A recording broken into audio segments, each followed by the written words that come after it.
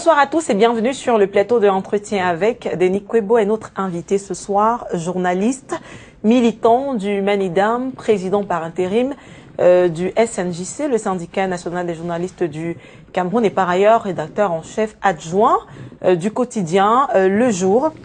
Avec lui, on va explorer tout un tas de sujets, surtout quand on sait que Denis Kwebo est l'un des journalistes les plus controversés du Cameroun, tant ses positions radicales peuvent des fois choquer certaines personnes. Ce soir, on va essayer d'en savoir un peu plus sur le traitement de l'information par Denis Kwebo, sur la manière dont la corporation devrait, d'après lui, être organisée, ce qu'il y a encore à faire, et puis surtout l'autorégulation au Cameroun.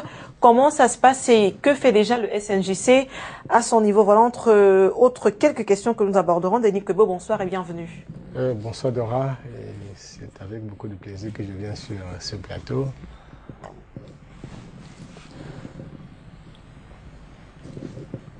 Donc je suis content d'être là, sauf que dans la présentation, j'ai entendu que je suis un journaliste controversé. Je ne suis pas un journaliste controversé parce que aucun de mes écrits, aucun de mes papiers dans la radio étrangère pour laquelle je travaille n'a jamais été contesté par qui que ce soit. Donc en tant que journaliste, je n'ai jamais été controversé. En tant que personne, je dérange tout le monde parmi le 1% de corrompus et de pourris qui sont au Cameroun. Donc, ça me dérange pas. C'est tout à fait normal parce que c'est la cible. Donc, je suis dérangé par les personnes que je cible. C'est tout à fait normal et je vais continuer toujours de déranger ces personnes-là tant qu'elles continuent d'exister sur notre territoire. D'accord. Alors, est-ce que vous êtes controversé ou pas? C'est vrai, vous l'avez dit, c'est rarement pour ce que vous avez écrit que vous avez été repris. On va plutôt dire que c'est rarement vos écrits qui sont critiqués, mais surtout vos positions, des fois, dans des débats sur la place publique, que ce soit sur les chaînes de télévision, même encore sur les réseaux sociaux. Mais bon, avant qu'on ne commence à parler de tout cela, peut-être commencer par se renseigner sur, je vois que ça vous amuse, la voiture a explosé, ce fâcheux événement qui est survenu dans votre vie en 2014. Déjà, est-ce que votre famille a réussi à se remettre de cet incident? Et puis, est-ce que vous en savez un peu plus aujourd'hui sur les conditions même qui ont mené à cette, comment on va appeler ça, attentat? Je ne sais pas trop quelle expression utiliser. Bon, disons que cet incident n'est pas l'incident le plus malheureux de notre existence en tant que citoyen du Cameroun.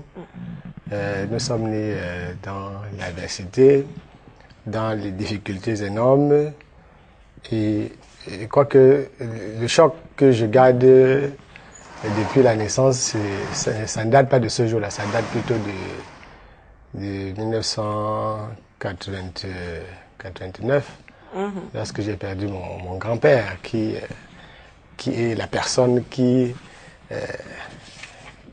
me commande jusqu'aujourd'hui, même s'il est mort. Donc, l'incident de 2014 était un épiphénomène par rapport au combat que nous menons contre les forces du mal dans notre pays. C'était un incident mineur parce que dès que cela s'est passé, beaucoup de gens, au moins beaucoup d'ambassades, m'offraient l'asile politique. D'ailleurs, j'ai fait quelques heures, ou à peu près 1h30, avec une amie diplomate qui était venue me chercher pour m'amener. Je suis allé dans son véhicule lui expliquer qu'il y avait plus de peur que de mal parce que ceux qui partent à l'église disent souvent que le diable a échoué. Et généralement, le diable échoue même avant d'avoir posé son acte. Donc, c'était pas... Je suis allé à mon bureau quelques temps après, le même jour où j'ai travaillé jusqu'au soir. Donc pour résumer un peu, ce que vous me dites, c'est déjà, vous en savez un peu plus sur l'incident, et puis ce n'était pas les politiques camerounais, notamment le gouvernement, qui s'attaquaient à vous. Il n'y avait donc pas besoin de vous offrir l'asile politique. Non, le gouvernement, c'est pas le gouvernement, c'est au moins 2 à 3 personnes qui ont participé. Ce qu'il faut retenir de ça, et je peux dire que c'est pas important, c'est que au moins l'une des personnes les plus proches de moi était au courant de ce qui se tramait et ne m'avait pas informé. Et pourquoi, à votre avis? Parce que les gens dans la vie gèrent les contradictions. quelquefois c'est difficile de se déterminer lorsqu'on n'a pas la liberté, par exemple, que j'ai. Moi, je ne vis pas au conditionnel, je n'appartiens à aucun réseau. C'est pas facile pour certaines personnes de se déterminer. Comme je l'ai dit tout à l'heure, je crois que le combat que nous menons est au-dessus de petits calculs ou de petits plans que les gens peuvent inventer pour nous empêcher d'avancer. Le plus important aujourd'hui, c'est que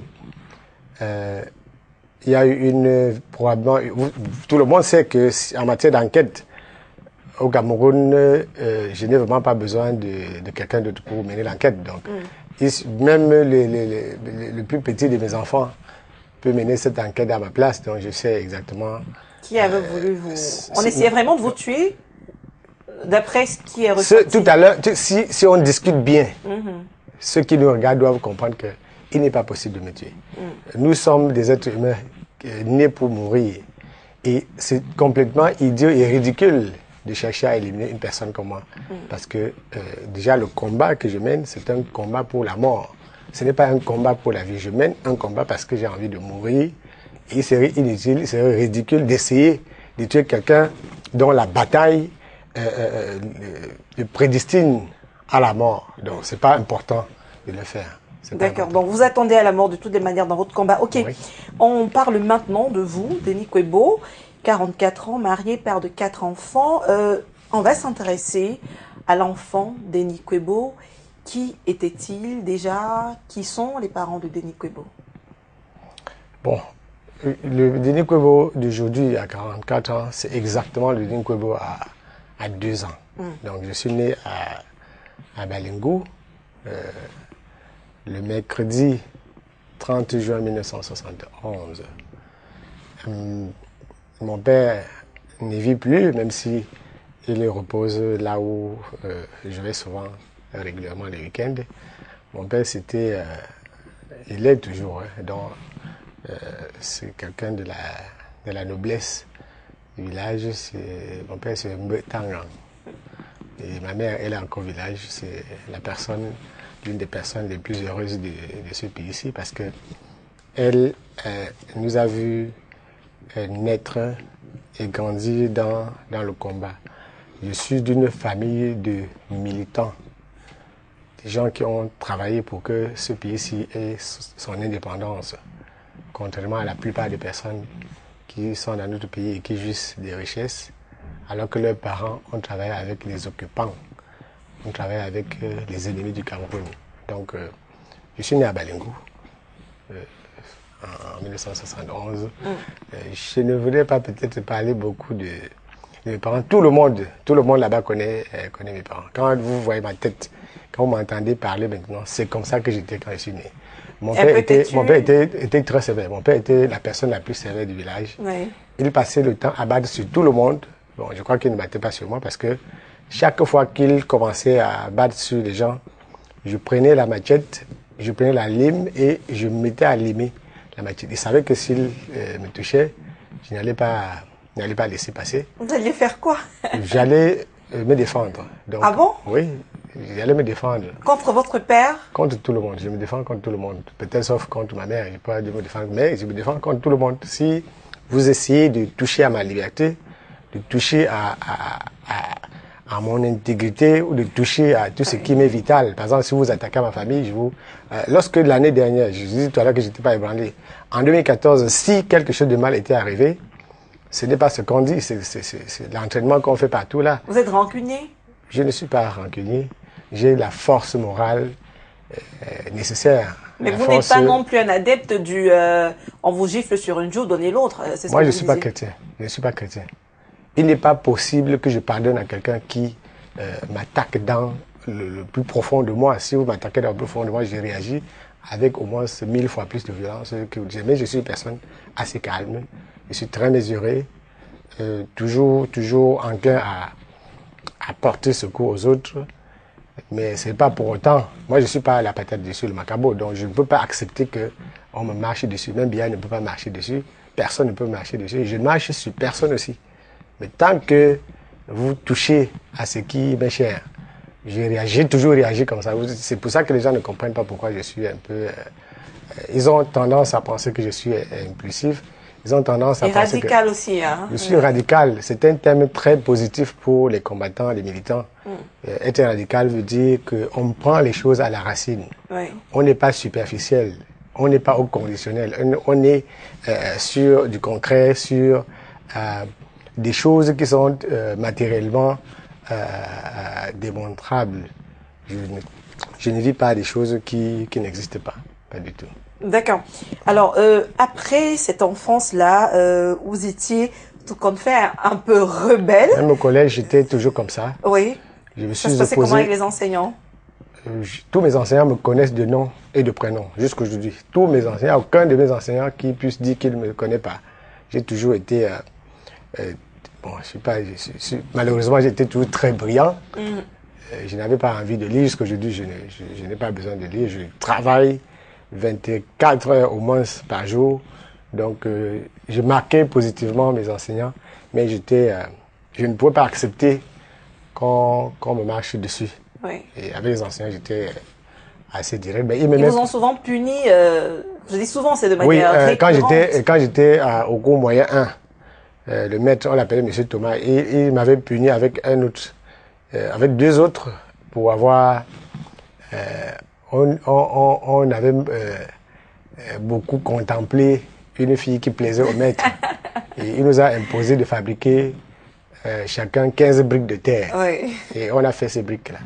Quand j'étais au collège, c'était toujours des problèmes avec mes enseignants. Lorsque j'avais des problèmes avec le prêtre aussi, parce que le prêtre estimait qu'on allait venir faire le cours de religion, je lui ai dit, je ne peux pas faire le cours de religion. On nous a imposé d'aller à la surveillance générale. Et là-bas, je lui ai dit que je ne peux pas faire le cours de religion. Vous avez un problème avec Dieu? Je suis fils de prêtre traditionnel, prêtre animiste. Et par mon initiation, je suis dirigeant du culte traditionnel. Il n'est pas possible que quelqu'un qui est un prêtre d'une religion autre que la mienne vienne m'imposer de venir au cours de religion. C'est l'abrutissement, le but total que d'essayer de me convertir de force. J'aurais bien pu devenir chrétien si les gens ne tentaient pas de m'y contraindre, mais heureusement que j'avais embrasser la religion de mes ancêtres. C'est cette religion-là que je pratique jusqu'aujourd'hui. Ça s'appelle comment, le Kung? Le Kung? Le Kunga, c'est pas le Kunga. Ah, d'accord. Non, l'autre religion, celle que je pratique, ça n'a pas de nom en français. Puisque la religion qui a le nom en français, c'est la religion des Occidentaux. Donc notre religion, n'étant pas une religion occidentale, ne peut pas avoir de référent dans le champ occidental. D'accord. Et puis son nom en patois, c'est... Moi, je crois seulement en Dieu. Et le culte, c'est un ensemble, c'est un culte qui n'est pas disparate, mais qui embrasse tout. Mais qui n'a pas de nom, ou vous voulez pas nous le donner? On passerait 3 jours ici que ce serait difficile pour quelqu'un qui n'est pas initié de comprendre comment est-ce que quel est le rapport à la divinité que nous avons. Donc c'est difficile. Et ces choses-là ne méritent pas qu'on en parle à la télévision. Ce sont des choses qui sont trop privées. Donc ça veut dire que votre culte, il n'est pas ouvert à d'autres personnes que le petit groupe que vous êtes, parce que nous sommes les plus nombreux dans le monde. Ceux qui pratiquent les religions traditionnelles. Oui. Les gens disent que c'est des religions animistes en Afrique. Ceux qui pratiquent le shintoïsme, le taoïsme, les adeptes sont au moins 5 fois plus que les adeptes de toutes les autres religions occidentales. Donc, ce que vous allez au Japon, ce qu'on fait là-bas, c'est exactement ce qu'on fait chez nous. Moi, par exemple, je suis un pâtissier, j'ai appris le ninjutsu, l'art des samouraïs japonais pendant beaucoup d'années. Je suis au plus haut grade dans l'art des samouraïs. Oui. J'ai fait le taijutsu et j'ai fait tous les 18 autres arts qui composent ce qu'on appelle le ninjutsu. Donc, je l'ai appris parce que ça ressemblait un peu, ou alors à 90% à ce qu'on fait dans mon village. Donc, l'autre religion, c'est notre façon de vivre, Oui. notre façon d'être, le rapport qu'on a à autrui, le rapport qu'on a aux choses matérielles. Chez nous, dans ceux qui sont là où je suis, au village, ça, par exemple, que tous ceux qui mangent la viande, c'est des gourmands. C'est des gens qui sont attachés aux choses. Moi, je ne suis pas attaché aux choses parce que je suis de la lignée des végétariens. Des gorilles au village. Et nous, on ne mange pas la viande comme les panthères et autres. Ça, c'est mon grand-père paternel qui était comme ça. Celui qui m'a façonné de manger pas la viande. Donc, moi, je ne mange pas la viande. C'est pour ça que je ne suis pas... Vous n'allez pas me voir arpenter de couloirs de Yaoundé ou de Douala à la recherche de biens financiers ou de biens matériels. Parce que pour nous, ce sont des choses très vaniteuses qui empêchent à l'homme de travailler à l'épanouissement de la société. Ça empêche à l'homme de travailler à ce qu'il y ait une justice sociale qui est le bien-être partagé. Et quoi, quand vous dites ça empêche l'argent ou...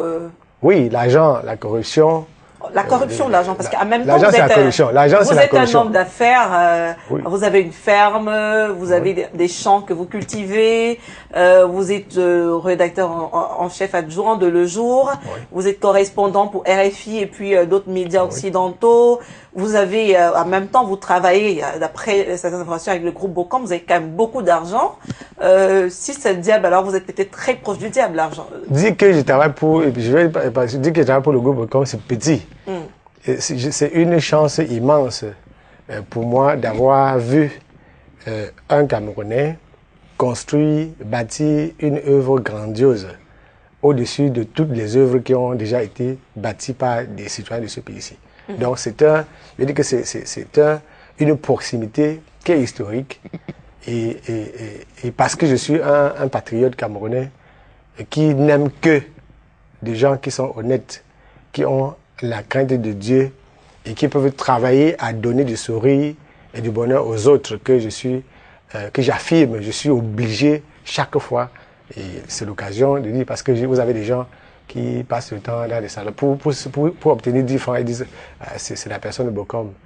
Il ne faut pas dire comme ça, ce serait insulter ce groupe qui nécessairement sera le plus grand du Cameroun et peut-être de la sous-région. Donc je revendique cette proximité-là et je ne vais jamais ménager une seule petite énergie pour participer à ma manière à ce que cela se fasse, parce que ce n'est pas une affaire de personne, c'est une affaire du pays. Donc cela va au-delà de celui qui est le promoteur du groupe, cela va au-delà de ma propre personne. C'est une chance pour le Cameroun d'avoir des gens comme ça ici. D'accord, mais quand même, pour revenir un peu sur cette question sur l'argent, vous avez quand même pas mal. Est-ce que ça veut dire que vous êtes en contact avec le diable? Non, je ne peux jamais être en contact avec le diable parce que d'abord c'est le diable que je combats depuis que je suis né et c'est le diable que je vais continuer de combattre tous les jours. Même avant d'arriver ici, je l'ai combattu. Et par ma présence ici, c'est un combat contre le diable parce que si vous pouvez imaginer le nombre de personnes qui ont déjà des démangeaisons parce que je vais parler à la télévision, on ne peut pas savoir. Les gens ont peur. Pourquoi? Parce qu'ils vivent au conditionnel. Ils ont des problèmes de conscience. Moi, je n'ai aucun problème de conscience. Vous avez passé 2 jours, une annonce sur 2 jours et je suis allé sur mon mur demander à tous ceux qui connaîtraient quelque chose sur mon compte de vous informer. Donc, s'il y a des choses que les gens auraient sur mon compte, j'espère qu'ils vous ont transmis cela parce que souvent, même quand je finis les émissions ici, indirectement, ils viennent vous voir pour dire ce qu'ils veulent. Maintenant, c'est le lieu de dire ce que chacun sait. Donc, étant un militant révolutionnaire, j'ai vite appris que un citoyen sérieux, conscient, engagé, doit avoir les moyens matériels de son indépendance. Et toutes les activités que je mène, c'est pour créer cette autonomie de conscience, cette autonomie de mouvement et d'action. Cela fait en sorte qu'aujourd'hui, lorsque j'invite par exemple mes collègues chez moi à la fin de l'année, la patate qu'ils mangent, c'est la mienne, c'est moi qui cultive de mes mains, je ne paye pas les gens pour qu'ils cultivent ça. Le macabo que vous mangez chez moi, c'est moi-même qui cultive tous les week-ends. Le plantain que vous mangez chez moi, c'est moi qui cultive. Donc tout ce qu'on mange chez moi, à 85%, ce sont des choses que moi-même, Denis Kwebo, je vais cultiver dans mon champ. Donc, c'est la plantation là à l'image, c'est votre plantation? Oui, oui, ça c'est ma première plantation. Non, ça c'est la toute récente que j'ai mise sur pied en juillet. Ça c'est 2,5 hectares de plantain avec à peu près 3500 pieds que je viens de mettre. Donc ça c'est la toute dernière. Et d'ici 12 mois, ça va ravitailler ma famille et mes amis. Mais vous vendez pas vos productions parce que plus de 2 hectares quand même, ça fait pas mal de régimes de plantain. Non, c'est plus que 2, c'est à peu près 5 hectares et demi. Donc voilà. C'est beaucoup parce que j'ai une famille nombreuse. Ça dit que j'ai 4 ans, j'ai pas seulement 4 ans. Donc vous ne vendez pas la production de votre champ? Étant donné que j'ai beaucoup d'amis et une famille nombreuse, je crois que j'ai envie d'en cultiver davantage pour pouvoir nourrir tout ce beau monde-là. Mais lorsque il y a des difficultés à acheter de l'huile de palme, on peut vendre 2 ou 3 régimes. Je vous ai dit tout à l'heure que c'est se donner les moyens de son indépendance. Et parce que je fais ça, il n'y a personne au Cameroun qui peut me parler sans que je ne réagisse avec la plus grande fermeté, parce que je ne suis pas demandeur, je ne suis pas nécessiteux, même si je n'ai pas envie d'être riche, mais je ne suis pas nécessiteux. D'accord. Alors, on va continuer en parlant de vous, dans vos études. Vous êtes un diplômé de l'école de journalisme du Nigeria. Oui. Je suis diplômé de la plus grande école de journalisme qu'il y a en Afrique ici. Le Nigerian Institute of Journalism, qui se trouve au numéro 914 Ejai Road, à Ogba, à Lagos. On appelle ça Citadel of Communication Excellence in Africa. C'est là où on a formé les plus grands journalistes d'Afrique. Les plus grands journalistes d'Afrique noire au moins. Donc j'ai eu la chance d'y être allé, mais je n'avais pas voulu y aller. J'avais fait le concours de l'ESTIC. Et le seul souvenir que j'ai de ce concours, c'est que je sais exactement qui a eu. Cette année, c'était l'enfant de Mendozé, l'enfant du directeur de l'ESTIC. C'était des personnes que je connais bien. C'est des gens qui sont en vadrouille aussi dans la presse comme ça. Peut-être que vous aviez mal révisé aussi. Hein. Je dis que je crois qu'il y avait 15 admis à l'époque. Parce que c'est subjectif. Je viens. C'est très objectif. Je suis un matérialiste scientifique. Donc je ne peux pas dire des choses subjectives. Je dis que je vous donne le nom. C'est-à-dire que c'était les 15 personnes, c'était l'enfant du directeur de l'école, l'enfant de monsieur Mendozé, c'était les enfants, les gens du gouvernement. Les 15, tous les 15 là, c'était seulement eux. Alors, comme par hasard, on ne peut pas dans un pays trouver que c'est seulement les gens du gouvernement qui sont intelligents. Et lorsque je suis allé fréquenter au Nigeria, j'étais quand même 13e sur des milliers de candidats. Alors que chez nous, il n'y en avait pas. Vous voyez que quand on réussit là-bas, je n'ai pas été pris dans un quota d'étrangers, j'ai été pris dans le quota des gens qui étaient admis, normalement, alors qu'il y avait des places pour les étrangers. J'étais admis au rang de ceux qui ont compétit comme des nationaux nigérians. Ce n'est pas important. C'était aussi une chance de quitter ce pays qui n'a pas d'école pour former les journalistes. Donc le Cameroun n'a pas d'école pour former un... Mais il y a l'ESTIC. L'ESTIC est la plus mauvaise école de journalisme qui existe. En fait, je ne connais pas une école qui est plus mauvaise que l'ESTIC. Parce que l'ESTIC, c'est l'école qui était chargée de former les gens du ministère de la Communication qui vont faire la police politique de la communication au Cameroun. C'est-à-dire quand on partait dans les délégations de la communication ou ce qu'ils font, c'est que comme on est là maintenant, les gens du ministère de la Communication sont en train de nous regarder. Après, ils vont écrire qu'un Kwebo a parlé, ils vont envoyer à des gens. C'est pas un travail journalistique. Le travail journalistique, c'est pas cela, c'est autre chose. Donc si on forme des... Mais l'ESTIC a formé également de très bons journalistes, beaucoup de nos confrères de la CRTV. Moi je connais au Cameroun. Je connais au Cameroun. Même ici à STV, on a des collègues qui sortent de l'ESTIC et qui sont d'ailleurs de bons reporters. On en a dans d'autres médias aussi. Bon, je sais pas comment est-ce qu'on évalue tout ça, mais je connais de tous les étudiants de l'ESTIC, je connais un seul qui peut parler avec autorité du journaliste, par exemple. Je veux dire, c'est pas quelqu'un qui est particulièrement mon ami, mais Bobby Kono.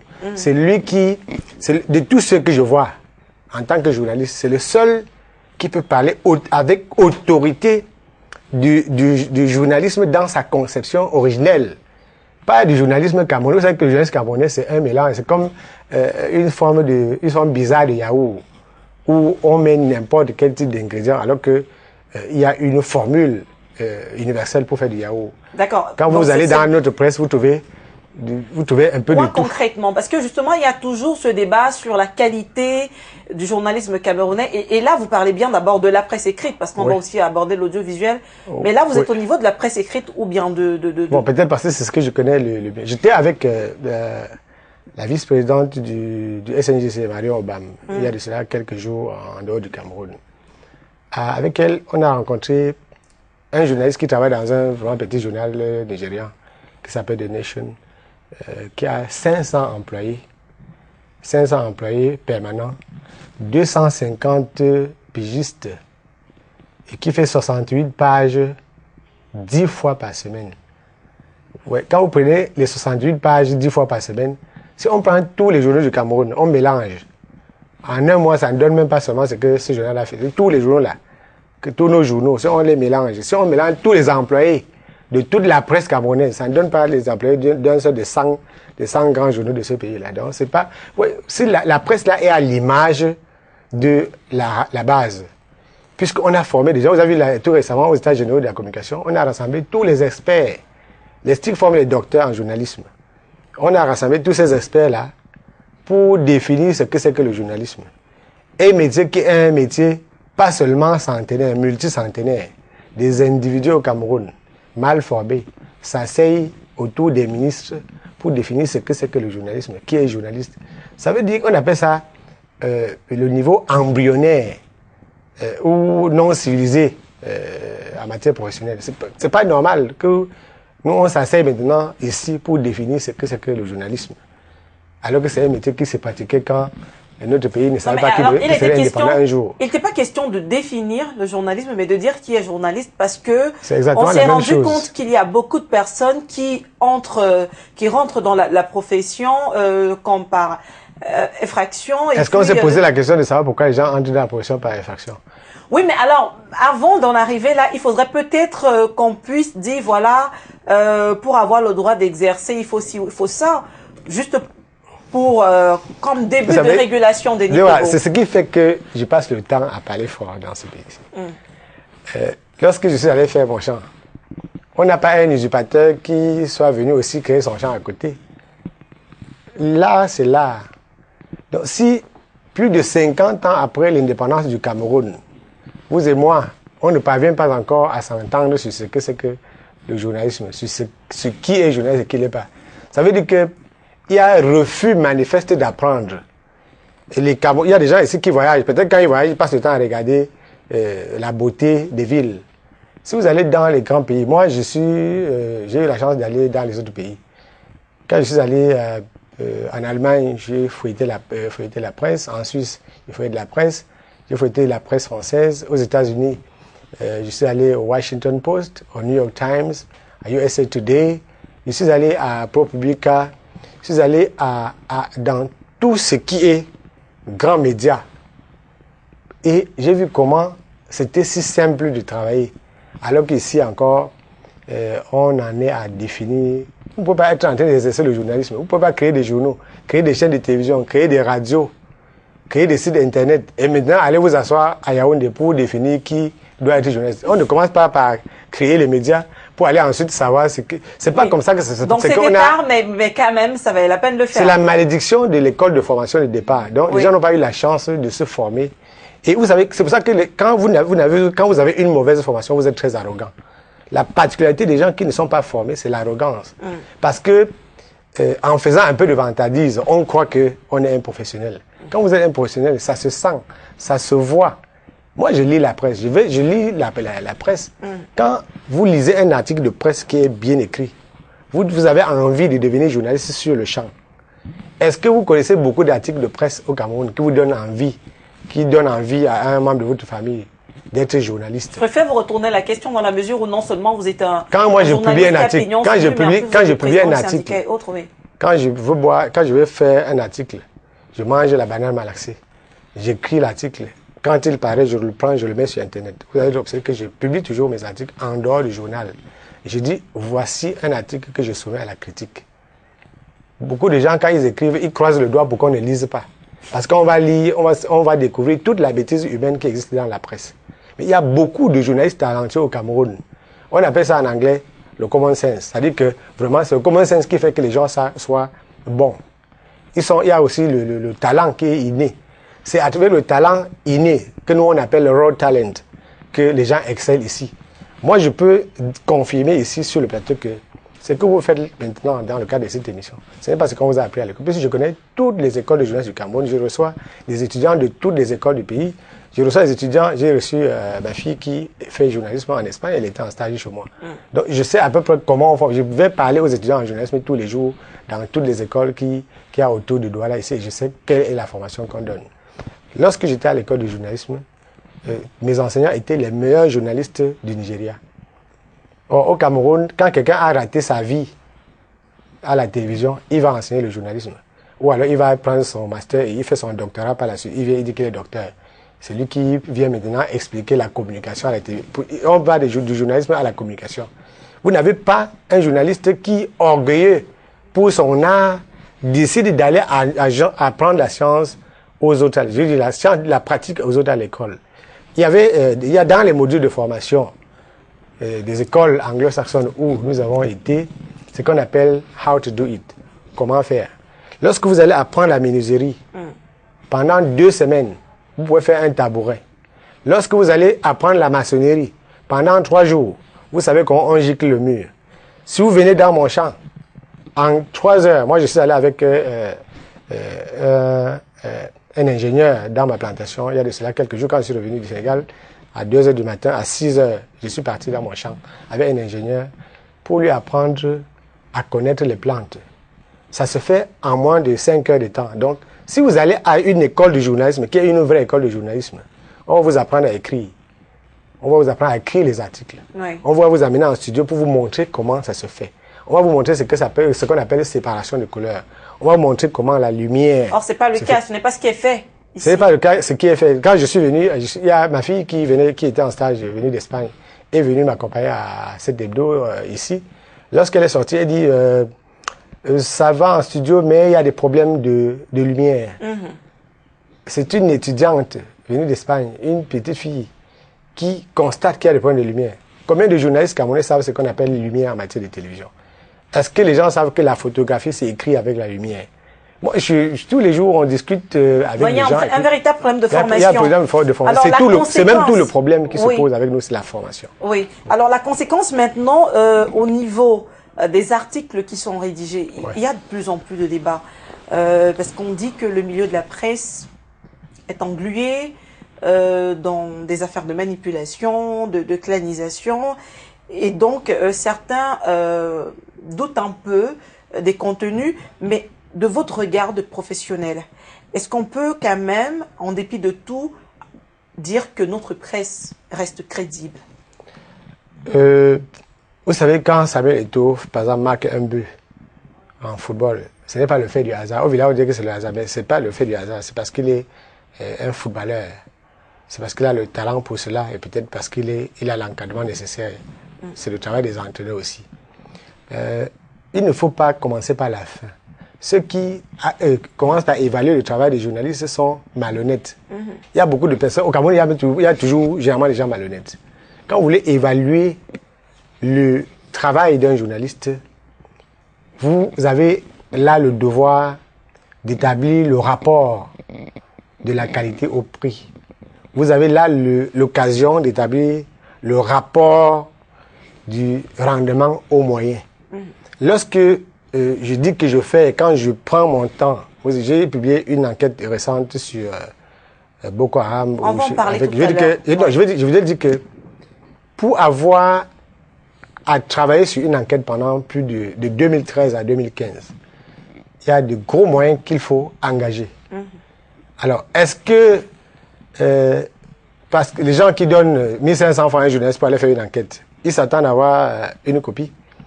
Quand vous devez vérifier et revérifier, quand je venais ici, je m'amusais à toucher à des éléments satellitaires. Parce qu'un bon journaliste qui veut faire l'investigation peut aller devrait pouvoir manipuler des éléments de technologie de pointe. C'est ce que nous faisons. Vous pensez que ça se donne gratuitement, ça s'achète. Si vous voulez avoir des données satellitaires, vous devez payer pour. si vous voulez aller en immersion, en tant que journaliste enquêteur, vous devez payer le prix. Donc, à chaque niveau de qualité correspond un niveau de prix. La presse camerounaise, aujourd'hui, il y a l'image et la production du prix qu'on y met. Du mauvais prix qu'on y met. On dit prix, c'est trop dit. Donc, il y a très peu de personnes, de promoteurs des médias, qui savent qu'il y a un investissement nécessaire pour recueillir le fruit de qualité. Quand vous prenez les grands journaux, tout le monde aime courir ici, aller acheter le Canard enchaîné le matin. Même les gens qui ne savent pas lire, ils achètent le Canard enchaîné, disent qu'ils ont acheté le Figaro, ils ont acheté le Monde, alors qu'ils ne peuvent pas lire 2 lignes. Donc même les gens qui sont fatigués dans la tête achètent le journal. Pourquoi ils ne ramassent pas tous les journaux camerounais? Et vous avez des journalistes camerounais qui n'achètent que Jeune Afrique. Ils sont des journalistes camerounais, ils n'achètent pas les journaux du Cameroun, ils achètent Jeune Afrique. Moi, j'achète tous les journaux du Cameroun parce que je vais continuer à faire la critique de la presse. Et quand j'ai fini de faire la critique de la presse, je me suis rendu compte que on a des journalistes très, très ambitieux. On a des journalistes qui ont beaucoup d'énergie, qui ont plus d'énergie qu'il n'en faut. Mais ils sont la risée de la méconnaissance du facteur investissement avant le retour. Alors, on prend le cas, par exemple, là, du journal Le Jour où vous travaillez. Vous en êtes le rédacteur en chef adjoint. Combien mettons, par exemple, en termes de frais, à la disposition d'un reporter qui veut mener une enquête sérieuse? Bon, disons que si on prend sur une période de 5 ans, Le Jour a publié plus d'enquêtes et de reportages que tous les autres journaux.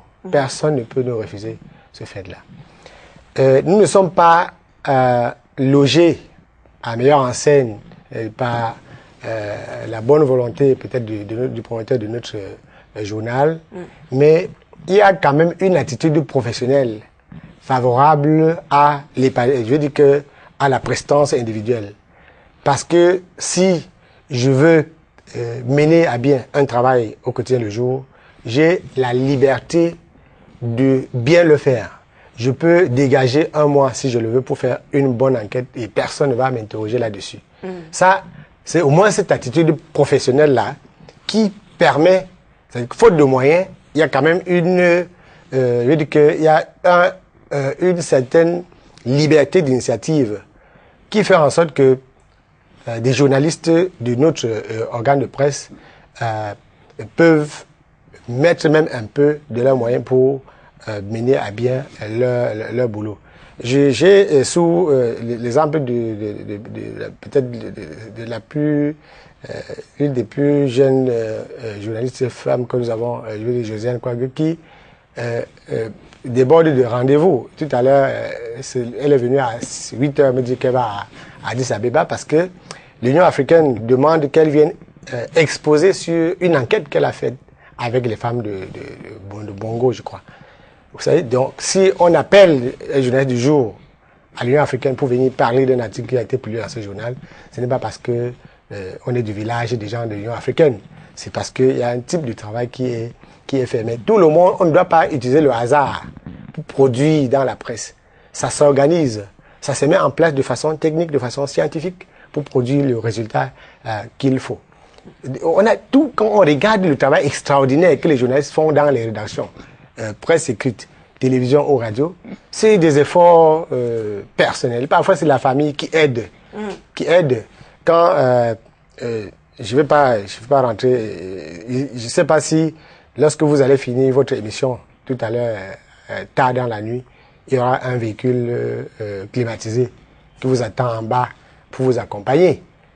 Ailleurs, lorsque dans quelques jours, je serai l'invité du ministre français de la Défense pour aller parler, pour aller voir les questions de sécurité en Afrique, à Dakar. Et le message que je reçois, c'est que, ok, à l'arrivée, vous aurez une voiture et un chauffeur. Combien de personnes au Cameroun savent qu'on doit mettre une voiture et un chauffeur à la disposition d'un journaliste pour qu'il fasse un certain type de travail? Il y a des gens qui ne savent même pas que cela peut exister. Pourtant, c'est ce qui se fait. J'ai travaillé avec des journalistes qui prennent tout le temps des jets privés pour aller faire des reportages. Dans la presse américaine, ça fait plus de 70 ans qu'on utilisait les hélicos et les petits avions pour faire le travail de collecte. Peut-être qu'ils sont à un niveau de développement plus avancé. Nous avons plus d'argent qu'aux États-Unis ici. Oui. L'argent que les journalistes prennent... Ce sont des fortunes personnelles, non? Non, il y a des journalistes ici qui ont déjà touché près d'1 milliard de leurs mains dans la corruption. Près d'1 milliard de francs CFA. Si on m'amène devant un tribunal... Je dis que si on m'amène devant un tribunal, je peux donner au moins 3 noms de journalistes qui ont déjà touché près d'1 milliard de francs CFA de leurs mains. Orientez-nous un peu. Donnez pas les noms, mais comment? Je ne vais pas vous donner les noms, mais ils n'ont plus 1 franc de tout cet argent-là aujourd'hui. Parce que l'argent se distribue à des endroits à Yaoundé. Ce n'est que l'argent qui... Le verbe qui conjugue, c'est le verbe argent. Pour la sale besogne, il y a l'argent. Mais pour la bonne cause, il n'y a jamais l'argent chez nous. Cette sale besogne, la Denis Kwebo, je souhaiterais qu'on en parle. C'est l'autre débat sur la presse camerounaise aujourd'hui. C'est quoi, en réalité, cette sale besogne que vous évoquez et puis que beaucoup d'autres personnes évoquent? Est-ce que le fait qu'un journaliste soit proche d'une telle personnalité qui lui fait des cadeaux, ça veut dire que la personne, son travail deviendra moins crédible ou alors qu'elle est une personne corrompue? D'abord, il faut que j'affirme ce que j'affirme souvent. Au moins 95% des ministres de Biya sont incompétents. Au moins 98% des dirigeants autour de cette galaxie-là, c'est des gens incompétents. Ils ne sont pas méchants, mais ils sont incompétents. Et maintenant, il y a un effet de sublimation. Ils compensent cette incompétence-là par, par la reproduction de la corruption. Et comme ils se sont organisés avec certains de leurs amis pour rendre pauvres matériellement et moralement la presse et les journalistes, c'est plus facile de reproduire la corruption parce que la corruption se nourrit de la misère. Donc ils reviennent. J'ai vu des journalistes qui sont bagarrés pour accompagner le ministre à Kribi avec 12 000 francs de per diem. Et quelquefois, les règlements de compte en rédaction pour accompagner un ministre, vous ne pouvez pas imaginer, pour aller prendre 12 000 francs. Il y a des gens qui ont sorti des couteaux. Il y a des journalistes qui se sont retrouvés à l'étranger, en Guinée équatoriale, ils ont sorti des couteaux. Ils ont voulu se poignarder parce qu'il y avait un peu d'argent à partager. Ils travaillent au quotidien le jour, ceux-là? Journaliste du quotidien, je ne pense pas que pour le moment, un journaliste du quotidien le jour puisse se retrouver dans une telle situation. Nous ne sommes pas je veux dire que ce n'est pas prétentieux, mais nous avons l'équipe la plus expérimentée de la presse écrite aujourd'hui. Si on prend l'encadrement de notre journal, nous on a presque un siècle d'expérience. Si vous prenez Aman Mana lui-même, c'est plus de 20 ans. Si vous prenez Corlac, c'est la vingtaine. Si vous prenez Tadjon, c'est la vingtaine. Si vous prenez Taïn, c'est la vingtaine. Si vous prenez moi, c'est 18 ça va à 19 ans. Si vous mélangez ça, il y a presque 100 ans d'expérience en tant que journaliste professionnel. Quand vous avez, il y a Chopa qui, il est de 97 aussi.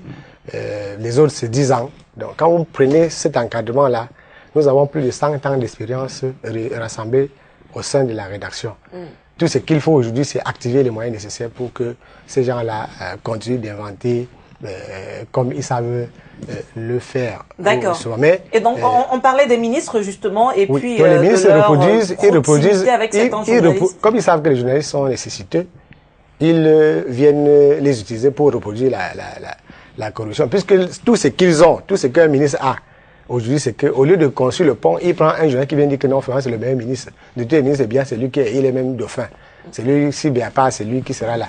Donc il passe, et quand les ministres voient ça, ils disent que qui en veut au ministre X, qui en veut au ministre Y, cabale contre le ministre Z. Donc ce sont des articles commandés en général, ces articles? Ce ne sont pas des articles. C'est pas des articles, c'est des écrits. Les articles de presse, c'est soit une enquête, soit un reportage, soit une interview, soit un compte rendu. Quand on dit qui en veut au ministre, c'est quoi? C'est un compte rendu, c'est quoi? Ce n'est pas un article de presse. On peut, parce que l'abus de langage est permis dans notre presse, on dit que c'est un article. Vous savez, quand quelqu'un écrit quelque chose, il dit que c'est un article. Chaque jour, à la rédaction du quotidien Le Jour ici à Douala, j'ai plein de monde. Bonjour grand, on est venu vous proposer une enquête. Il dit, ah bon? L'enquête en réalité, c'est que quelqu'un a fait une humeur. On appelle ça enquête. Le reportage, c'est quelque chose qui a été rédigé. La plupart des journalistes qui font des reportages, ils font les résultats dans les salles de rédaction ici. C'est dans les salles de rédaction, ils font un reportage. Sans aller sur le terrain. Je dis par abus à mes collègues et mes amis que les reportages, les sujets de reportage sont finis à Douala et Yaoundé. Parce que depuis 1960, c'est sur Douala et Yaoundé que tout le monde écrit. Si vous allez à Modeka, ici à côté, il y a beaucoup d'articles. sur les Nigérians qui sont par centaines là-bas. Si vous allez à Misela, il y a des reportages à faire. Si vous allez sur le pont d'Adibamba, il y a des reportages à faire. La ville est en train de partir de Douala vers Edea. C'est le sujet de reportage. Mais comme personne n'a 10 francs, il y a des rédactions ici où on fait 6 mois sans donner 1000 francs à un journaliste. Il y a des rédactions où on donne 150 francs à un journaliste, des quotidiens du Cameroun qui donnent 150 francs de frais d'accès à un journaliste. Il y a même un quotidien où on donne 100 francs. Quand on fait la note de frais, on dit que 100 francs, prends la moto. Il y a un journaliste qui prend la moto à 100 francs. Donc tout ça, ça pourrit le milieu. C'est ça qui pourrit le milieu. Il ne faut pas penser que les journalistes sont mauvais. C'est la structure qui est mauvaise. Ceux qui sont proches de nous savent que le socle de la révolution, c'est l'organisation. C'est la qualité de l'organisation qui détermine le résultat. Et aujourd'hui, l'organisation est nulle. Alors, on a beaucoup de scandales parfois qui ont été dévoilés par la presse, surtout au niveau des détournements de deniers et tout ça. Et donc, quand on voit comment ça fonctionne, j'ai envie de vous demander, vous qui réalisez des enquêtes et puis qui êtes proche de certaines personnes, finalement, comment ces scandales voient-ils le jour? Est-ce que c'est des règlements de compte entre certains de nos ministres, de nos personnalités, où on regroupe des documents qu'on donne aux journalistes, ou est-ce que c'est vraiment le travail du journaliste et qu'il peut, après attester qu'effectivement, il a mené des enquêtes et qu'il peut répondre de ce qu'il écrit? Bon, je crois que peut-être qu'il ne faut pas que je réponde à titre personnel. J'appartiens à IRE, Investigative Reporters and Editors. C'est l'organisation qui regroupe les journalistes d'investigation. Lorsqu'on discute sur la science de l'enquête, on dit que c'est une chose assez simple. Une enquête de presse, c'est un article où on s'est posé un certain nombre de questions et on a fait l'effort d'obtenir des réponses. C'est comme ça qu'on peut définir ça tout simplement. Il y a dans le système démocratique et système de transparence, notamment dans le système américain, ce que nous, les journalistes d'investigation, on appelle whistleblowers. Les whistleblowers, c'est les gens qui chuchotent. Et dans le gouvernement, il y a beaucoup d'organisations à travers le monde qui encouragent les fonctionnaires, qui encouragent ceux qui ont une parcelle de pouvoir de faire une fuite de documents. Bon, nous, ceux qui parlent de règlement de compte dans la presse, ce sont les journalistes qui sont dans la répression de la corruption. Si vous révélez un scandale de grande corruption dans la mairie de Douala 15e, par exemple, les citoyens, les administrés veulent avoir l'information, veulent avoir la matière de détournement. Ils veulent avoir la matière du scandale. Ils ne veulent pas savoir si c'est un procès politique qu'on intente contre le maire, ou bien si c'est parce que le maire a écrit des lettres contre Pobiakon, le met en prison. Ils veulent savoir si la matérialité des pièces que vous versez à votre enquête est établie. Si la véracité des dites pièces, des dites informations peut être établie. Donc le consommateur de l'information veut savoir si l'information là est vraie. Il ne veut pas savoir si c'est parce qu'on détestait le ministre qu'on a donné l'information. Il veut savoir si l'information là est vraie. S'il y a un ministre qui utilise le personnel public à des fins privées, cela mérite que les administrés qui sont des contribuables sachent que l'argent du contribuable qui devait servir dans la redistribution de la richesse a plutôt servi à une personne à titre privé. C'est ce qu'on veut savoir. Donc le débat sur qui en veut à tel, pourquoi est-ce que l'information est sortie, les journalistes ne s'occupent pas de ça. Les journalistes s'occupent de la fuite d'informations à condition que telle information soit vérifiable et vérifiée. Tant que ces éléments-là sont réunis, je ne cherche plus autre chose. Mais est-ce que c'est souvent le cas? Il y a des informations aussi qui s'accompagnent d'enveloppes. Oui. Et d'enveloppes comment? Non, les gens viennent vous voir. Vraiment, on a un scoop. Voilà, vraiment, prenez ça, payez votre taxe. On sait que c'est dû sur vous. On sait que la presse, vraiment, a les problèmes. Et aussi le chantage? Voilà. Certains accusent les journalistes de faire du chantage. Oui, est-ce que vous avez eu des personnes comme ça qui vous ont dit, Denis Kwebo, il y a tel journaliste, parfois directeur de publication, qui m'a appelé en me disant, j'ai cette histoire sur vous, vous ne payez pas, eh bien, je la dévoile. J'ai fait un module de formation sur ce qu'on appelle politique de police. Enquêter sur ceux qui enquêtent. Et dans le cadre de ce type de travail là, il m'est arrivé de rencontrer au moins un haut responsable du pays qui me montre comment il corrompt les gens. Donc je suis resté à un bureau devant une caméra pour voir comment on est en train de donner l'argent des gens. Donc quand ils font, c'est ils enregistrent. Quand vous êtes dans une entreprise de corruption, vous êtes pris dans un engrenage. C'est une nébuleuse. Donc chaque fois que quelqu'un va se cacher avec vous pour vous donner quelque chose, sachez que là où vous cachez là, vous êtes exposé à la lumière du public. Il vous cache pour mieux vous filmer. Il y a plusieurs moyens de faire ces films-là. Oui. Donc chaque fois que quelqu'un va vous amener loin dans l'ascenseur pour vous donner quelque chose, c'est parce que dans l'ascenseur, il y a déjà une caméra. Il y a plusieurs trucs. Même sur le bouton, sur un petit pin, vous avez de quoi transmettre des données. On vous voit en train de prendre de l'argent. On vous voit en train de prendre. Et vous, là, vous êtes, au lieu d'être un torchon, vous devenez un chiffon. Parce qu'il y a une grande différence entre le torchon et le chiffon. Quand vous avez le torchon, vous pouvez effacer le tableau. Le chiffon, vraiment, c'est dégueulasse. On ne peut pas toucher. Et beaucoup de personnes sont d'abord devenues torchons, ensuite chiffons. Vous terminez votre mission dans la presse. Est-ce que c'est comme ça qu'on tient la presse camerounaise? Vous savez qu'il y a beaucoup de journalistes qui naissent comme des étoiles et qui disparaissent. Ils font la pluie, le beau temps, après ils font la pluie. Quelquefois, ils disparaissent comme une étoile filante. Oui. Ceux qui observent, moi je suis à Douala depuis janvier, je suis là depuis juin 97 à Douala ici. J'ai vu beaucoup de gens au Cameroun. Donc là, le conseil, c'est quoi, Denis Kwebo? C'est ne jamais prendre les pots de vin. Un bon journaliste n'a pas besoin de pots de vin. Vous savez. Et les cadeaux. Ça peut commencer aussi par les cadeaux. Je dis qu'un journaliste n'a pas. Quand on appelle, il y a ce qu'on appelle. Là, je fais référence à la langue de base de mon apprentissage du journalisme. Il y a ce qu'on appelle commitment en anglais. Commitment, c'est l'engagement. L'engagement, c'est tout acte, toute entente, tout matériel qu'un journaliste reçoit pour pouvoir tronquer une information, pour pouvoir orienter une information. Lorsque, vous savez, je pense que nous, on est souvent sur des plateaux de télévision ici pour dire, on fait des analyses. Plusieurs fois, j'ai déjà pris le taxi et à destination, personne n'a accepté de prendre l'argent. Je dis, mais grand, vous n'allez pas payer quand même. Vous n'allez pas. Moi, j'accepte toujours cette corruption. J'ai souvent accepté la corruption des faits divers parce que je suis allé, je crois, en 2005, il y a une femme qui a été emportée par les eaux à Boadibo. Et chaque fois que j'entends ça, parce que je suis un spécialiste des faits divers, je chausse mes bottes, je vais sous la pluie, voir dans quelles conditions est-ce que cette femme a été emportée par les eaux, aller en famille, discuter avec des tas de personnes, avec le mari. Et puis un jour, vous recevez un coup de fil, on vous rappelle dans la famille des pêcheurs. Non mais, on a lu ce que vous avez écrit il y a de cela 6 mois sur la mort de notre mère. Tout le monde a aimé. Notre oncle qui est en Allemagne a lu le papier, il a demandé qui a écrit ça. On a brisé du poisson. Vous mangez parce que vous êtes citoyen camerounais.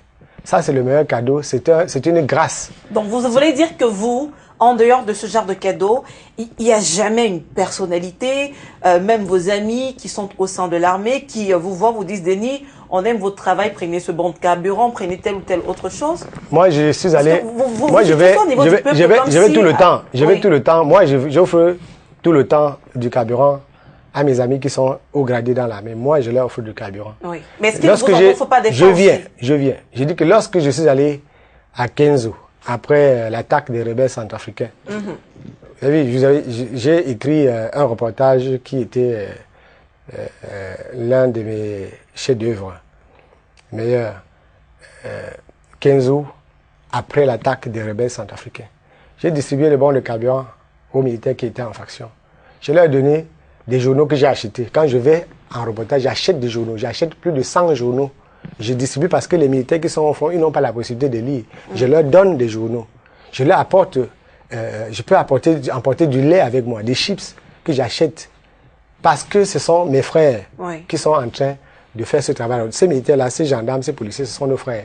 Donc, il n'y a rien de plus beau que d'aller, on appelle ça le reach out. Mais on parle de vous déjà. Je viens. Je dis qu'on appelle cela le reach out. Mais en fait, parce que là, j'ai du mal à suivre jusqu'à présent. Je suis seulement dans les faits. Parce que je ne blague jamais lorsque je parle de journalisme. Je ne blague jamais. Et je ne suis pas prêt un jour à faire la langue de bois. Alors, en tant que citoyen camerounais, moi je suis un initié à Balengo. Et je peux parler avec autorité devant plusieurs personnes. Il y a tellement de monde. Si je veux boire, si j'étais un buveur de bière, je ne pourrais pas la bière. Je pourrais boire plus de 200 bières par jour si je veux. Il y a tellement de monde pour me donner la bière. Mais est-ce qu'il vous offre parfois autre chose que la bière? Je dis que si j'ai besoin d'argent, je viens autant sur l'argent. Lorsque l'incident s'est produit avec ma voiture, le lendemain, il y a des gens qui sont constitués pour m'acheter une autre voiture. Des gens sont venus chez moi m'offrir de l'argent pour m'acheter une autre voiture. Et la voiture que j'ai, parce que il y a, la personne qui me connaît, c'est M. Boyi. Oui. Il savait que j'allais réagir lorsqu'on on est venu m'attaquer au plus profond de moi. Il m'a appelé de l'étranger pour dire, Denis, je ne veux pas que tu déranges. Tu n'as pas besoin de voiture parce que tu peux en avoir comme tu veux. Donc, il faut attendre que je revienne. Quand il est revenu avec ma voiture. C'est la voiture que je conduis. Ce n'est pas parce que j'ai écrit un article. Monsieur Boyi peut s'acheter des pages de publicité dans tous les journaux. Il peut faire ça pour toute la publicité nécessaire. Donc, il m'a donné une voiture. Donc, on peut prendre des cadeaux, mais ce n'est pas un cadeau. Mais il faut savoir. Ce n'est pas un cadeau. Mais puisque vous ne l'avez pas acheté, il vous l'a offerte, donc c'est un cadeau. Ce n'est pas un cadeau. Qu'est-ce que c'est donc? C'est un don. Un cadeau, c'est péjoratif. Oui. C'est un don. Et je peux en recevoir comme ça tous les jours si je veux. Mais je ne reçois pas ça de je ne recevrai jamais quelque chose d'un ministre parce que non, je dis je ne recevrai jamais ça de quelqu'un qui est là-bas à Yaoundé. Oui. Jamais.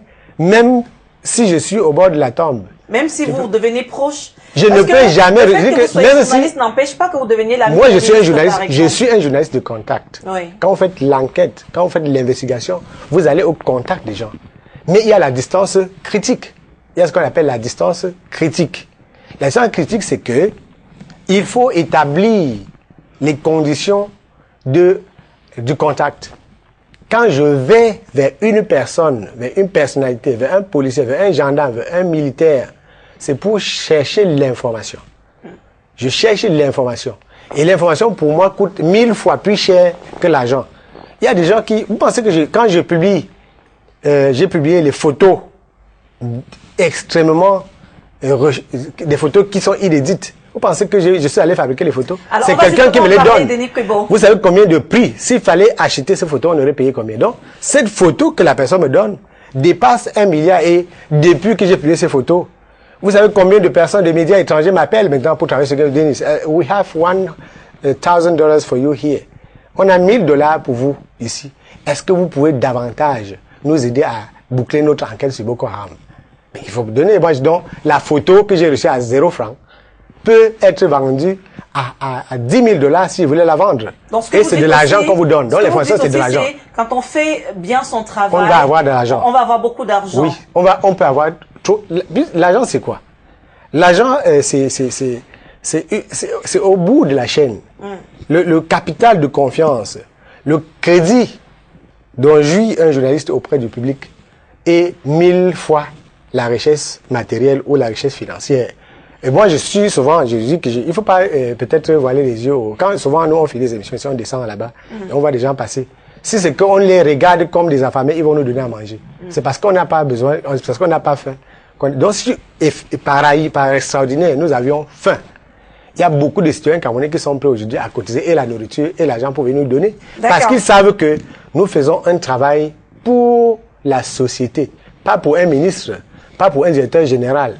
Donc si les commerçants du marché central m'appellent pour me donner 100 millions de francs CFA parce que nous avons rendu fidèlement, que nous avons donné à voir lorsque le marché est entièrement brûlé, mais ce serait bien de prendre et de montrer aux gens que si vous allez vers la société, si vous montrez la société, vous pouvez gagner.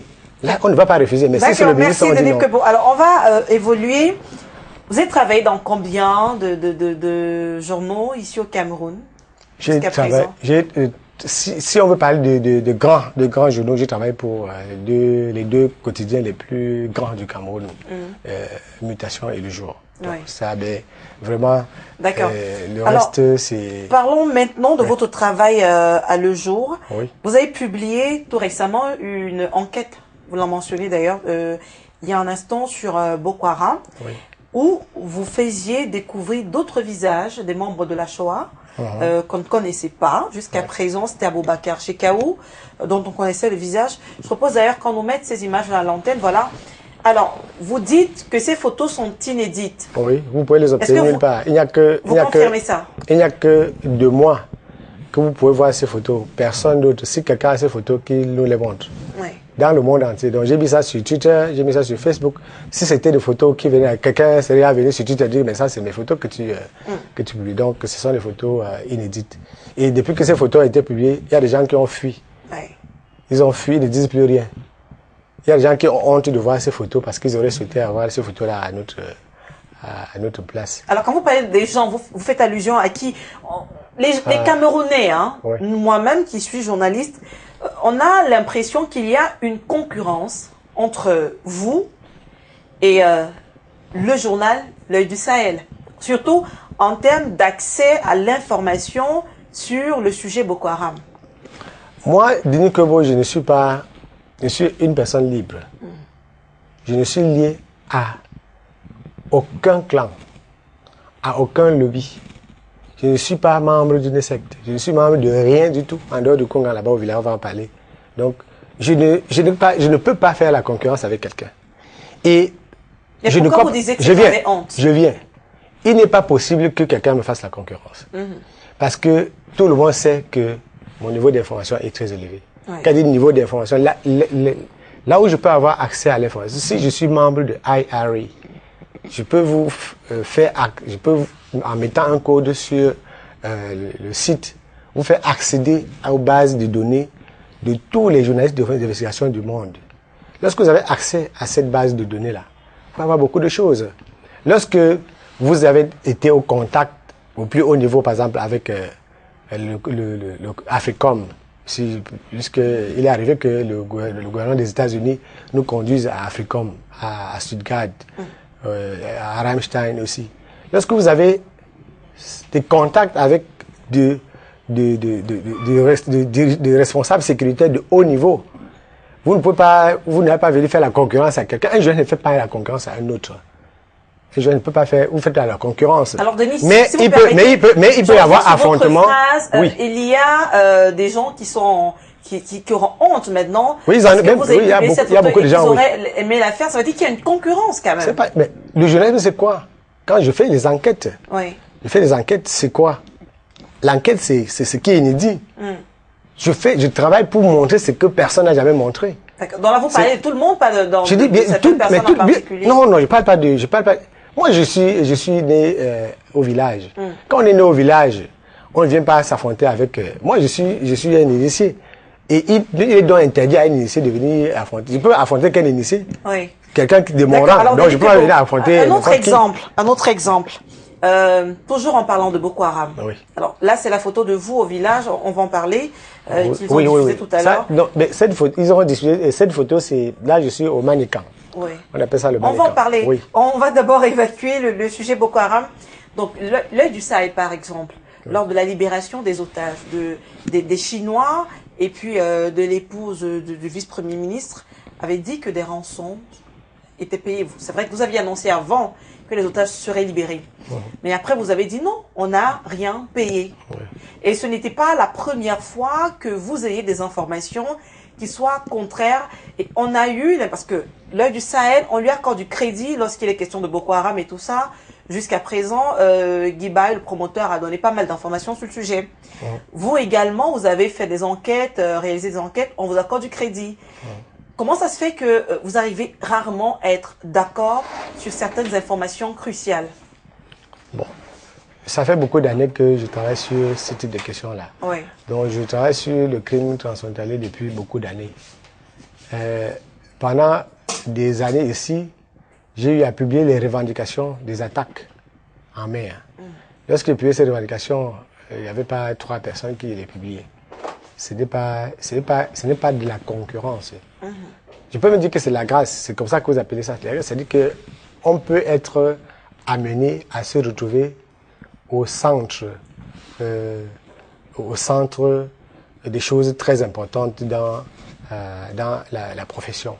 C'est pas vous, c'est-à-dire que quand vous ne restez pas, on ne programme pas cela. Mais cela arrive D'accord. que dans la vie d'un professionnel, des choses rares lui tombent sous la main. Donc, je fais un travail qui tient à ma formation et à la qualité de ma formation. Je ne fais pas mon travail en regardant ce que quelqu'un d'autre fait. Oui, mais on veut comprendre les disparités. Je viens. Ce n'est pas je ne peux pas expliquer les disparités. Donc vous soutenez que ce que vous dites est vrai. Quand j'écris en tant que journaliste, j'engage ma responsabilité professionnelle. J'engage aussi ma responsabilité individuelle. J'engage le crédit dont je jouis auprès du public. J'écris pour le public. Je n'écris pas pour qu'elle soit content. J'écris justement, je veux que les gens soient fâchés quand j'écris. Et très souvent, quand j'écris, les gens sont fâchés. Et je disais que on ne fait pas le journalisme par à coup. Si vous prenez, vous allez sur Internet, vous mettez mon nom, vous allez voir une série d'articles qui ne datent pas d'aujourd'hui, qui datent de très longtemps. Donc, je n'écris pas pour Boko Haram. Donc, demain, je vais écrire sur une autre chose. Oui, pour se résumer sur cette question, est-ce que vous êtes en train de nous dire, si vous publiez une information sur une actualité donnée qui est en rapport avec Boko Haram et que, par exemple, l'Œil du Sahel, parce que c'est là qu'on a souvent constaté qu'il y a des disparités, publie une information contraire sur la même actualité, vous nous dites, on vous accorde plus de crédit à vous qu'à l'Œil. Pourquoi à moi? Je ne veux pas qu'on m'accorde du crédit. Je dis libre, je dis que, vous savez, il y a ce qu'on appelle. Est-ce que vous vous trompez souvent? Parce qu'il y a forcément la vérité d'un côté. Je viens. Oui. Il y a ce qu'on appelle. Moi, je veux dire que chez nous, à l'école de journalisme, on nous a dit de parler d'un point de vue professionnel. Et ça, c'est ma posture qui dérange tout le monde. On dit chez nous, I am talking from a professional point of view. Je ne fais pas des arguments subjectifs. Je parle d'un point de vue professionnel. J'estime que le socle de ma formation est en béton armé. J'ai été formé à une bonne école. Je suis formé dans la pratique à une bonne école. Si je suis allé, quand moi je pars au Watergate pour discuter avec les plus grands journalistes d'investigation du monde, c'est pour apprendre. Donc j'estime que ceux avec qui je parle, moi je n'ai jamais travaillé avec un journaliste, je travaille beaucoup avec Fanny Pigeot. C'est la seule personne du monde francophone avec qui je travaille sur les enquêtes. Il n'y a que Fanny Pigeot. En dehors de Fanny, je n'ai jamais travaillé avec un journaliste francophone sur les enquêtes. Maintenant, je trouvais travailler ici avec Habib Pindiga, qui malheureusement il est à la Mecque maintenant. Si je veux travailler, je travaille avec Anas Madoun, qui est basé dans les territoires palestiniens. Je travaille avec Nihal Najeri, qui est en Irak, qui travaille sous les bombes. Je travaille avec, si vous allez sur mon mur, vous allez voir ces gens-là. Vous allez voir mes camarades qui sont en train de travailler sur les rebelles au Pérou. J'ai mon ami en Inde qui a été fait otage et violé par des rebelles en Inde. C'est avec ce genre de personnes que je discute, parce que je travaille sur le crime transnational. Ce n'est pas une affaire du Nord ou de Bakassi. Oui. C'est pas seulement de bons contacts. C'est pas de bons contacts, c'est plus que de bons contacts. Parce qu'on travaille sur... si vous voyez, quand je me mets sur mon ordinateur ou sur un ordinateur, j'ai parlé tout à l'heure de la qualité de la technologie que j'utilise pour avoir un certain type d'information. Oui. Cette technologie-là, vous ne l'obtenez pas si vous êtes parti rester au restaurant à Bonapriso. Alors justement, toujours au sujet de cette technologie et de ce que vous développez, vous avez soutenu depuis le départ et jusqu'à aujourd'hui encore que Boko Haram, comme on l'appelle d'ailleurs à un moment donné, vous refusiez d'appeler... J'écris Boko Haram toujours, j'écris toujours Boko Haram. Je n'ai jamais écrit Boko Haram sans les guillemets. D'accord. Donc, vous continuez de soutenir que ce n'est pas le Boko Haram du Nigeria, grand Boko Haram qui attaque le Cameroun et qu'il y a un Boko Haram camerounais. Le Boko Haram du Nigeria est où? Qu'est-ce qu'on appelle Boko Haram du Nigeria? Le Boko Haram originel, celui qui a comment est-ce que vous faites? Moi, je vous ai donné la photo de 10 personnes qui commandent Boko Haram. Donc, si je vous donne les photos, jusqu'à ce que je vous donne les photos, vous n'aviez que la photo de Cheikh Kaou parce que ça circule sur Internet. Oui. Bon, je vous donne les autres photos. Vous pensez que si quelqu'un a la photo là, vous estimez qu'il ne connaît pas plus que la photo? Et là, c'est qui sur la photo d'ailleurs? Je ne vais pas parler de ces photos parce que j'aurais peut-être dû ne pas les publier, mais c'est qu'il fallait absolument les publier. Vous savez que c'est grave. La seule personne dont j'aime prononcer le nom, c'est Barnaoui, qui est très central à ce que vous appelez Boko Haram, parce que c'est lui qui a été au Soudan, c'est lui qui a travaillé avec les Chebab, et c'est lui qui est au centre de ce qui est en train de se passer aujourd'hui. Donc, je ne vais pas, parce que c'est risqué de parler de ces choses. Vous savez, quand vous parlez du crime, nous avons été en contact, par exemple, des pirates. Il est arrivé que je me rende plusieurs fois dans le camp des pirates. Je ne veux pas parler d'autre chose. Quand vous vous rendez dans cet endroit, vous savez, un jour je raconterai peut-être à quelqu'un comment est-ce que vous entrez dans un camp comme ça, des gens qui sont en train de tuer. C'est la mort que vous affrontez quand vous allez à ce niveau de contact-là. Donc quand vous êtes allé, quand vous êtes dans ce type de prestance professionnelle, c'est plus compliqué. D'accord. Mais vous soutenez quand même que Boko Haram... J'ai dit que le journalisme, ce n'est pas... Il y a un Boko Haram camerounais. J'ai lu le rapport de Amnesty International qui a été publié. Il faut lire le rapport. Si vous avez lu le rapport, vous ne me posez pas la question. Ils vous disent dans le rapport que compte tenu des éléments satellitaires que nous avons, il y a un mouvement combattant à l'intérieur du Cameroun. C'est ce qui est dit dans le rapport, non? Pourquoi est-ce que vous cachez? Et vous savez, de tous les journaux qui ont exploité le rapport d'Amnesty, ils ont caché la partie du rapport où Amnesty dit que compte tenu des éléments scientifiques que nous avons, des éléments satellitaires que nous avons, il y a un groupe combattant à l'intérieur du Cameroun. C'est ce qu'ils disent dans le rapport. Ça, c'est eux qui disent. Moi, je n'ai pas travaillé dessus. Mais j'ai attendu de voir comment est-ce que les gens allaient rendre ça. Tout le monde s'est arrangé à se tromper sur cet aspect-là. Je ne sais pas si c'est fortuit. Je ne sais pas si c'est parce que les gens n'ont pas appris ce qu'on appelle la revue des documents. La revue, on appelle ça, c'est la revue documentaire. Le data analysis. Quand on fait l'analyse des données, vous ne pouvez pas omettre un détail comme ça dans un rapport de Amnesty où on adjoint des éléments satellitaires pour dire que voici ces éléments satellitaires. Parce qu'avec ces éléments satellitaires, on sait d'où les gens qui... Ce rapport, c'est vrai que je ne l'ai pas lu. On sait d'où. Combien de temps? Le rapport qui a été publié récemment, ça fait quelques mois, peut-être 2 mois, moins de 2 mois là.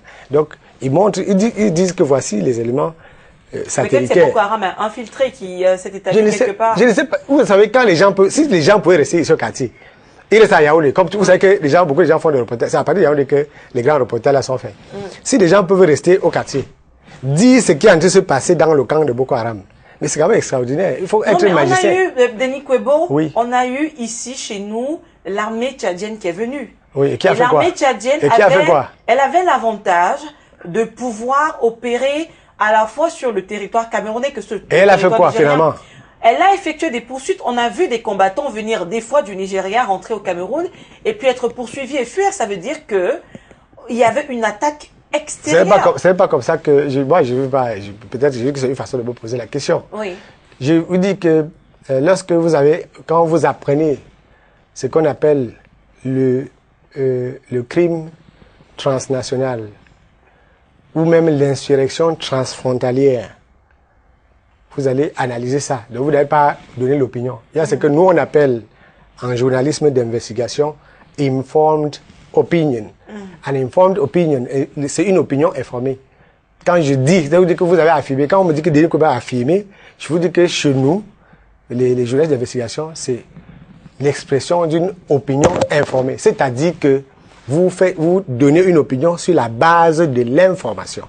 C'est différent d'une déclaration subjective, d'une déclaration péremptoire. Ce sont des éléments. Quand vous voyez un journaliste faire des affirmations sur un certain nombre de choses, on appelle... Je vais vous dire quelque chose. Depuis que je suis journaliste au Cameroun, j'ai été entendu une seule fois par les éléments de la sécurité. Je peux le dire. Je n'ai jamais dit ça souvent.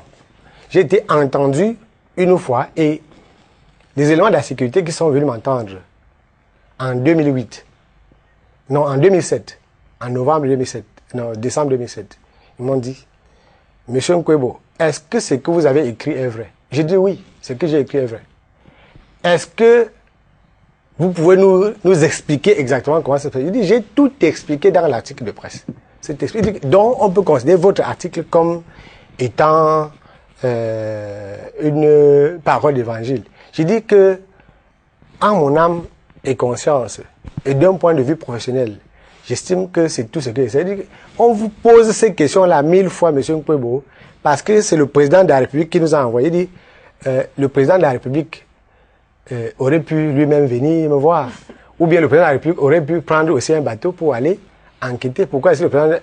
De quelle arrogance le président de la République peut se taguer pour demander qu'on me dise... Moi, je travaille chez lui. Et c'était qui, est-ce qu'il a mangé son argent à ce moment-là? Ça, c'est c'est vous le journaliste ou le militant du Manidem? Ben, parce qu'un citoyen normal, en général, quand le président s'est intéressé à un de ses articles, il est flatté. Alors, moi, je ne peux jamais.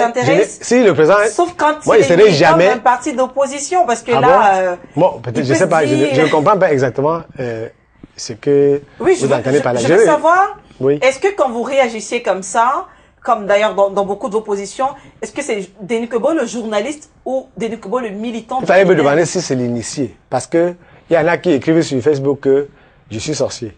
Il y en a qui écrivent que. Marabout. Il y en a qui écrivent que je fume le chanvre. Depuis que je suis né, je n'ai jamais, je ne peux pas les avocats, je ne suis pas un ivrogne, puisque la plupart des journalistes, c'est les ivrognes. Je veux dire, quand je dis les mauvais journalistes, c'est quoi? Les enfants qui sont en train d'exercer le métier, qui veulent exercer le métier, ne sont pas des ivrognes. Quand les gens pensent qu'au Cameroun, étant donné que la corruption a touché le cerveau de tout le monde, si vous dites ça, c'est sûr qu'il y en a qui disent que c'est votre Paul Biya qui m'envoie parler à la télé. Sinon, est-ce que quelqu'un normal peut venir dire des choses de façon crue? J'ai dit des choses de façon crue parce que je suis membre d'aucune secte. Il n'y a aucun endroit où on peut me sanctionner. Personne ne peut me sanctionner. Mais vous êtes membre de votre religion là, dont on ne connaît pas le nom. Moi, je suis, c'est une forme de secte, non? Je peux parler de moi avec beaucoup de fierté. Moi, je suis Chindan Konga. Ça veut dire que il n'y a pas j'ai la première corne. Il n'y a pas l'autre corne. Qui va me parler? Donc, personne. Il y a une seule corne et c'est vous qui l'avez. Il n'y a que la première corne qui est la première corne. Il y a pas, après ça, il n'y a pas l'autre corne. Donc, les gens qui auraient pu me sanctionner n'existent pas. Même si mon grand-père revenait là, il va voir que j'ai la première corne. Je mets une corne. Quand il y a une corne, ça veut dire qu'il peut se défendre. Oui. Donc, quand je voulais aussi dire, parce que vous avez mentionné le Manidem, que la chance de ma vie, c'est le Manidem. C'est le Manidem qui m'a permis d'apprendre l'économie politique. Et beaucoup de mes camarades sont, je veux dire, compatriotes. Mais est-ce que vous arrivez à dissocier les deux? Je voulais absolument qu'on en parle pour éclairer votre lanterne, éclairer la lanterne de ceux qui écoutent. Lorsque vous partez, quand un journaliste est neutre, ça veut dire qu'il est corrompu. Un journaliste qui dit qu'il est neutre est corrompu. Un journaliste a seulement obligation d'être professionnel. Vous êtes religieuse, je le sais. Est-ce que vous êtes neutre lorsque vous voyez des choses qui sont... Croyantes plutôt que religieuses, je préfère. Quand vous êtes croyante et vous voyez des gens agir dans le mal, est-ce que ça vous plaît? Non. Donc vous ne pouvez pas être neutre en tant que journaliste. Pendant l'occupation nazie, pendant que Hitler avait le vent en poupe, il y avait des journalistes neutres. Les journalistes neutres à ce moment-là voulaient que Hitler fasse son travail, qu'il les laisse tranquilles. Donc ils étaient complices d'Hitler. Quand vous êtes neutre, vous utilisez votre neutralité pour accompagner ceux qui sont forts.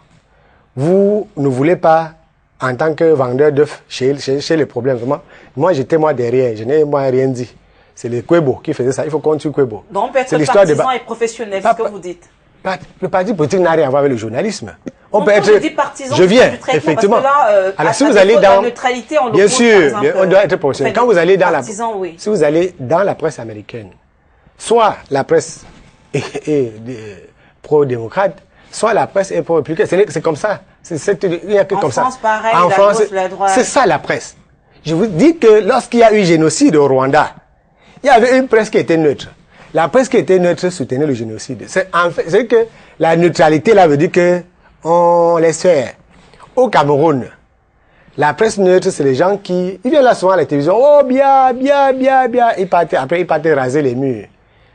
Quand on les voit s'afficher... Oui. Où est-ce qu'elle est située, la limite? La limite, c'est que... Comment est-ce qu'on peut être professionnel si, dans ce qu'on va donner comme information, on a quand même choisi, selon qu'on est du parti d'opposition, ou du parti au pouvoir d'orienter les faits bonne, pour qu'ils soutiennent la cause qui est la nôtre? Très bonne question. La réponse, c'est que, en ce qui me concerne, Denis Nkwebo, il faut que les gens notent la petite phrase. Mes écrits, les écrits de Denis Nkwebo sont professionnels. Ses opinions sont personnelles. Je répète, les écrits de Denis Nkwebo sont professionnels, mais ses opinions sont personnelles. Professionnelles, mais pas neutres. J'ai dit que c'est la différence, c'est la limite. Oui. Ça dit que les opinions personnelles ne relèvent pas de la profession. La profession ne doit pas. Alors, Denis, vous essayez pas emprunter. Non, je n'essaye pas. Je n'essaye pas. Jusqu'à présent, oui. On a parlé de la presse. Vous avez même cité le cas des démocrates et des républicains aux États-Unis, de la presse. Oui, quand un candidat vous avez dit que la neutralité posait un problème, parce que de toutes les manières, c'était comme soutenir... Je dis que quand un républicain fait un point de presse aux États-Unis, on rend compte dans les journaux qui sont pro-démocrates ou pro-républicains, on rend compte de manière professionnelle. Mais en gardant le fait qu'on est démocrate et républicain. Maintenant.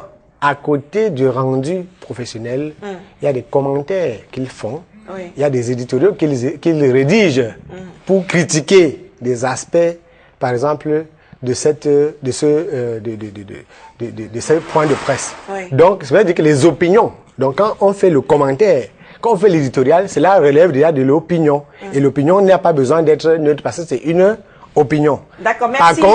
Par contre, le texte, le rendu doit être professionnel. C'est la différence entre les deux là-bas. Donc la seule ligne, c'est que on ne doit pas mélanger ses opinions avec la profession. D'accord. Et je n'ai jamais mélangé les opinions avec la profession. Denis, il nous reste malheureusement plus beaucoup de temps et avec vous, la discussion est toujours tellement animée que le temps passe, on s'en rend pas compte. Alors, on ne peut pas sortir sans parler du syndicat, du SNJC, qui d'ailleurs organise son congrès le 31 samedi, qui va tenir son congrès et donc qui va élire un nouveau président. Vous êtes le président par intérim, mais pour se résumer, les journalistes camerounais vivent dans de mauvaises conditions. On sait que c'est pas ça. Qu'est-ce que le syndicat a fait jusqu'à présent? Et puis l'autre question, c'est est-ce que vous, Denis Nkwebo, vous pensez que les journalistes du syndicat sont ceux qu'on devrait normalement nommer à la tête des organes comme le CNC et puis la commission de la carte de presse qui est complètement rejetée souvent par le CNC, le SNJC, pardon. D'abord, qu'est-ce que nous faisons? Nous agissons en tirant notre existence des conventions numéro 87. C'est-à-dire la Convention 87 sur la liberté syndicale et la Convention 98 sur la liberté de la négociation collective. C'est des principes qui sont édictés par l'Organisation internationale du travail, l'OIT. Donc le syndicat tire son essence d'abord de ces conventions-là. Et au terme de lois, des conventions, le syndicat est l'organe qui défend les intérêts moraux, sociaux et professionnels des travailleurs. Cela dit, le syndicat national des journalistes du Cameroun, au moins depuis que nous portons sa voix, a fait le travail de mobilisation des journalistes autour de l'action syndicale. En mettant les journalistes dans le syndicat, on crée le cadre légal, le cadre approprié pour revendiquer les droits des travailleurs des médias. D'accord. Et qu'est-ce qui a été revendiqué jusqu'à présent? Ce n'est pas un travail extraordinaire à faire. Qu'est-ce qui a été revendiqué? La première chose, donc, vous n'êtes pas au constat des revendications. Non, je dis la première chose, on ne peut pas. Il faut que les gens soient ensemble. Donc, on a mis les gens ensemble. Quand nous prenions le syndicat, la tête du syndicat en février 2006, il n'avait pas plus de 60 membres à jour. Aujourd'hui, nous revendiquons plus de 500 membres. Il ne se passe pas un seul jour sans que le SNJC n'ait au moins 5 adhérents. J'ai donné avec le bureau un point de presse hier. Et au point de presse, nous avons eu 15 adhésions. seulement à l'occasion d'un point. Les gens qui sont venus, c'était 15 à adhérer. Donc quand vous voyez le rythme des adhésions, on est en train de faire le travail de mobilisation des journalistes autour de cette seule plateforme légale et conventionnelle qui existe pour revendiquer les droits. Parce que vous ne pouvez pas revendiquer vos droits en tant que travailleur si vous n'êtes pas dans un syndicat de travailleurs. Le générique, alors on va pas choisir par la dernière question. C'est est-ce que vous pensez que vous, Denis Kwebo, ou bien les autres membres du syndicat sont plus indiqués que Peter Essoka, Suzanne Kalobey et autres dont vous critiquez la présence au sein et du CNC et puis même de M. Séverin Tchouke à la Commission nationale de la presse? Bon, disons que si je parlais à mon nom, parce que je ne suis pas un chômeur, je suis un travailleur. Donc je n'ai pas besoin du travail pour l'instant. Je travaille au quotidien le jour, je travaille au champ. Donc je ne cherche pas. Vous avez parlé tout à l'heure de mes acquaintances avec un autre groupe. Donc avec tout ça, je ne cherche pas un autre travail, je n'ai plus le temps pour le travail. Nous n'avons pas vocation à nous retrouver dans des organismes de répression, dans des organismes qui sont au service de BIA et ces gens. Nous avons vocation à rassembler les journalistes pour affronter l'adversaire objectif. Notre adversaire, c'est les patrons. Nous n'avons rien à faire avec le gouvernement. Le gouvernement du Cameroun n'a jamais rien fait. Tout le temps sur le fait que vous ne reconnaissiez pas quand leur bêtise empiète sur l'existence des journalistes et de la presse, nous, on est obligé de faire des sorties. Si, le gouvernement du Cameroun n'a jamais rien fait de bon. On ne peut pas citer une seule chose qu'il sait faire, en dehors de faire des mauvaises choses. Donc, donc ça nous radical, comme oui, je sais que je veux dire que donc, ça nous intéresse pas. C'est les militants du Manidem qui parlent. Parce que le journaliste aurait équilibré en prenant les journaliste qui équilibre, c'est un journaliste malhonnête. Quand l'équilibre veut dire être malhonnête, il équilibre quoi? Il n'a pas équilibré, il a dit ce qu'il voit. Tout le monde sait, sinon on ne serait pas ici en train de parler. Sinon on n'aurait pas un pays qui, 50 ans après, n'a pas une presse libre. Si la presse n'est pas libre, c'est parce que le gouvernement ne fait rien. D'accord, merci Denis Kwebo pour cet entretien. Merci d'être venu sur ce plateau. Passez une très bonne soirée. Peut-être une dernière phrase avant de se quitter. Je voudrais dire que les chantiers que nous avons engagés au niveau du syndicat sont des chantiers assez forts. Nous allons affronter plus fort que nous et il est nécessaire que tous les journalistes viennent ensemble pour créer les conditions du renversement du rapport de force. Cela sera fait au congrès du 31. Je ne peux pas aussi partir sans saluer la personne que j'aime beaucoup, qui est à la maison, ma femme. Pour la première fois, elle a accepté de me regarder à la télé. Parce qu'elle ne me regarde jamais à la télé. Aujourd'hui, elle a décidé de me regarder à la télé. Donc, je dois lui rendre hommage parce qu'elle travaille à la maison, elle s'occupe des enfants. Merci à tous de nous avoir suivis. Passez une très bonne nuit et à bientôt sur les antennes de STV.